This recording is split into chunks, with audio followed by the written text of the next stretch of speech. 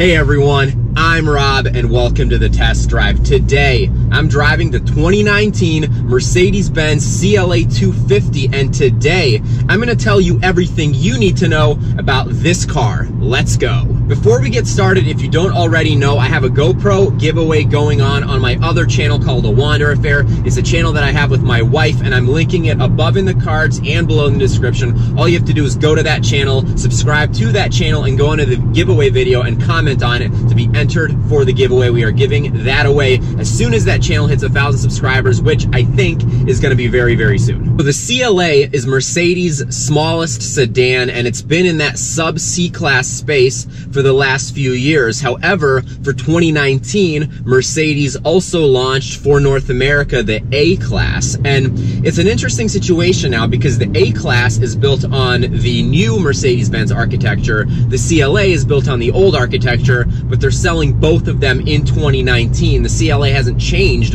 for 2019. It's the same CLA that's been out for years, and the A-Class has been completely redesigned and now brought to the US. So if you're looking for a Mercedes in the mid to high 30s price range, you can get either the CLA or the A-Class, and the A-Class is significantly newer. However, there are a lot of great things about the CLA that I really like. So like in every other review, we're gonna start with the outside of the car. Now, I have to say that, in my opinion at least, the A-Class is significantly better looking. I think it's just more modern in terms of the front end and the rear and everything, but that doesn't mean that I don't like the way the CLA looks. This is a really attractive car, and it does look really nice and modern and elegant.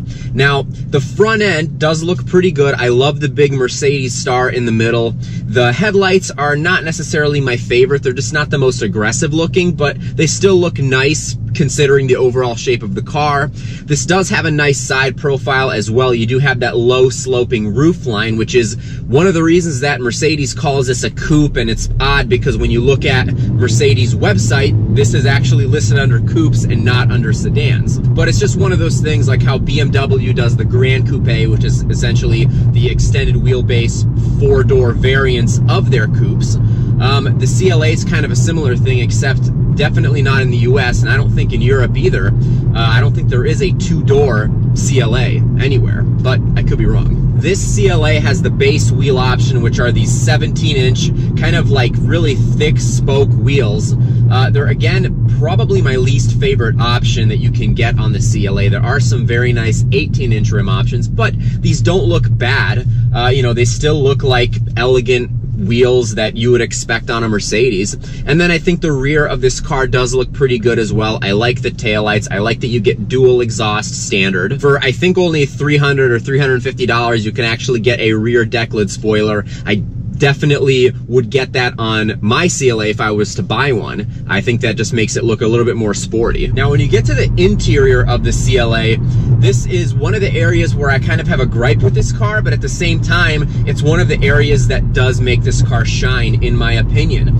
I love the way that this interior looks. It looks very nice, very elegant, and I think it does look pretty modern. Now, if you look at the technology aspects of the interior, it is a little bit dated, especially when you compare it to the A-Class or to really all of the new Mercedes-Benz vehicles, and I'll get to that later in the video when I touch on the technology. But I have to say that the interior of this car does look really nice, and it feels really nicely built, especially for this price range. You know, being in the mid $30,000 range, I think this is a really well built, nice car. The one that I'm driving has the MB Tex seats, so this is basically a leatherette, not real leather surface.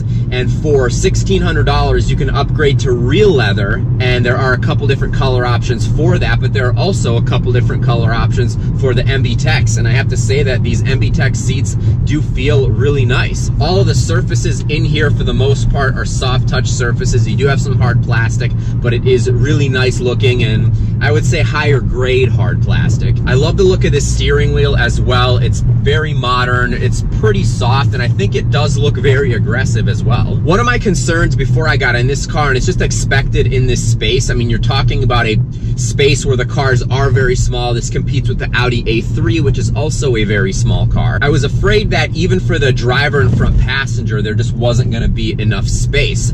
And I have to say, I was wrong. Now, I'm 6 feet tall, and I do have a somewhat okay amount of headroom. I guess I could put the seat a little bit lower if I wanted, but the driver and front passenger do have plenty of room, and while there's not a ton of space in between the two seats, there's a decent amount of space. However, in the back seat is really where there's an issue in this car. Being 6 feet tall, I'm not that tall, but I can't really sit in the back seat. Now, I do have a decent amount of legroom sitting behind myself, but there just isn't any headroom. For me, I kind of have to turn my head a little bit just to be able to sit back there. And obviously, if you're any taller than me, you're gonna be pretty uncomfortable in the back seat of this car. But this isn't a car that's meant to haul a bunch of large adults around. I mean, this is a great car for somebody who has little kids and doesn't, you know, have adults in the back seat very often, or at least grown men or WNBA players maybe. I like that you get a black headliner standard. I think that is so necessary in any luxury car. And for only somewhere around $1,500, I believe, you can get the panorama roof.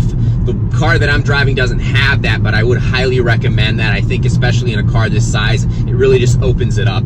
And then you have a pretty decent sized trunk. I was honestly very surprised at the amount of trunk space in the CLA. Now, the A-Class, from what I understand, has a slightly smaller trunk than the CLA, but a slightly larger back seat, and it does have more headroom because the roofline doesn't slope down the way that this one does. Another area where I was pleasantly surprised about the CLA250 is in the performance. Now, obviously, there is the AMG CLA45, which is a much faster, I believe 375 horsepower version of this car. And from what I understand, I haven't driven it, but it is a lot of fun to drive. And my expectation with this car wasn't high. I knew that it had a somewhere around 200 horsepower turbocharged 4-cylinder, and I didn't expect it to feel quick at all. I actually thought it was going to feel kind of slow.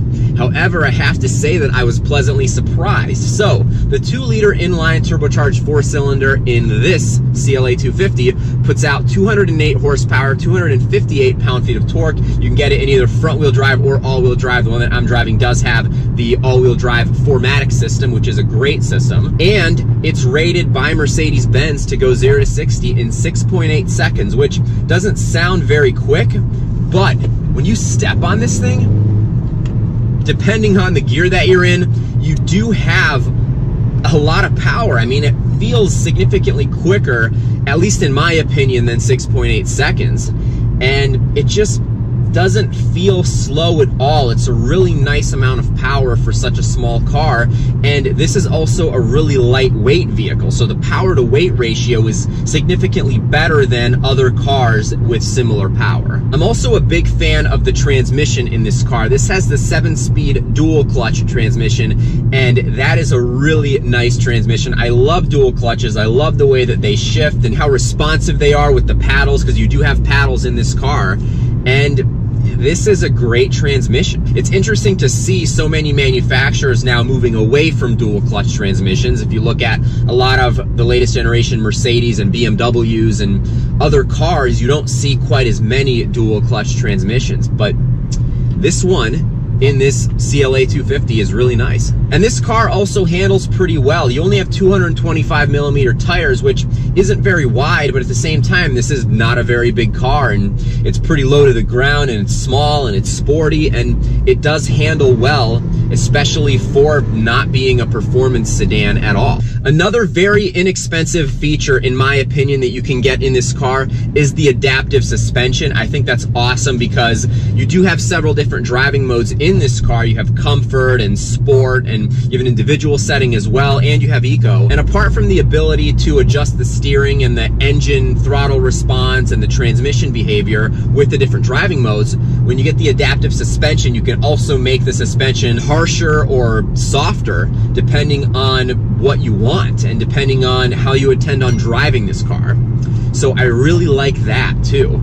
I think that's a must if you're gonna, especially if you're gonna order a CLA250, but if I was looking to buy one, I would definitely want to find one that has the adaptive suspension. I also love the shape of the seats in this car. I think they look so futuristic and definitely something that's not expected in a car at this level. I just love the way that they look, and they are very comfortable. Now, getting to the technology in the 2019 Mercedes-Benz CLA250, there are quite a lot of technology options that you can get in this car, and of course, the one that I'm driving has none of them. All of the CLAs have this floating infotainment screen. It's not a touch screen. It's completely controlled with the scroll wheel, which I'm totally fine with, by the way, but it is somewhat antiquated. This is the same system that Mercedes has been offering in vehicles for a very long time. You even have this really antiquated numeric keypad here, and personally, I like the way that that looks. That doesn't really look outdated to me, but just in general, and especially when you look at some of the new Mercedes interiors, it is pretty outdated. You do have a decent amount of functionality in this screen. You have a very nice backup camera. However, navigation is not standard, and Apple CarPlay and Android Auto are also not standard. Now, for only $350, you can get the smartphone integration package, which does give you Apple CarPlay and Android Auto. That does solve the problem of not having navigation. You can also get Garmin Map Pilot, which I believe is $625, and that's also a pretty inexpensive way to get navigation in your CLA. But then there is the multimedia package, I believe is what it's called, and it's about $2,200 or $2,300, and that gives you a bunch of features, which also includes the command navigation system. And a couple of the different technology packages give you Sirius satellite radio. For whatever reason, the CLA doesn't come standard with satellite radio. It does come standard with HD FM radio, which is nice, but personally, I'd rather have satellite radio standard, and I think that in a Mercedes, it's a little bit odd, at least to me, to not have Sirius satellite radio standard. But all of the Jaguar and Land Rover vehicles that I've driven lately also don't have satellite radio standard, and I think it's one of those things where so many people are now streaming music through their phones, through Bluetooth, that manufacturers aren't really seeing the need to include satellite radio standard like you had in a lot of other luxury vehicles in the past. It was like a thing with luxury vehicles in the past to have satellite radio standard, but I guess it's not really as sought after. People don't really care about it as much as they used to, and if they do, then obviously you can get that package in your car. There are also some safety technology packages that you can get in this car. They're all pretty inexpensive. Again, the one that I'm driving doesn't have any of them, but you can get blind spot monitoring. You can get some like driver assist and semi-autonomous driving features as well. But it's funny, when you go online and configure this exact CLA that I'm driving, the only additional feature that it has are the heated front seats. Apart from the 4MATIC system, that's just a model essentially. It's a CLA250 4MATIC versus the regular CLA250, which is front wheel drive. I like that you do get push button start standard, although this doesn't have any keyless entry features, so you do actually have to unlock the car with the remote to get access to the vehicle. It also has the really old style key that Mercedes has been using forever, and I mean, even in AMGs from like 2017 and 2018, they also have this key, and only recently have I seen a key that doesn't look like the one for this car. I still think it's a nice key. It really pretty much sits in your pocket anyways, so honestly, it doesn't really matter what it looks like, at least to me. So I hope you enjoyed this review of the 2019 Mercedes-Benz CLA250. Once again, I'm Rob.